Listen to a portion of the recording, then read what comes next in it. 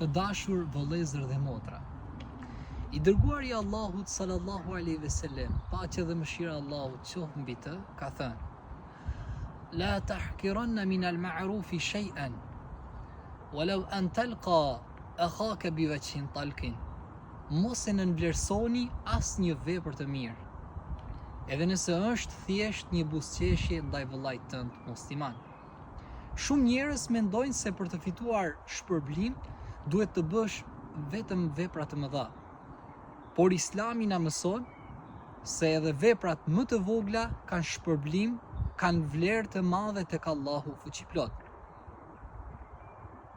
Edhe kur jep ujë një kafshë, edhe kur ndihmon një person me barrën e tij, edhe kur ndihmon, kur e qetëson një person që është i trishtuar, të gjitha këto janë sadaka.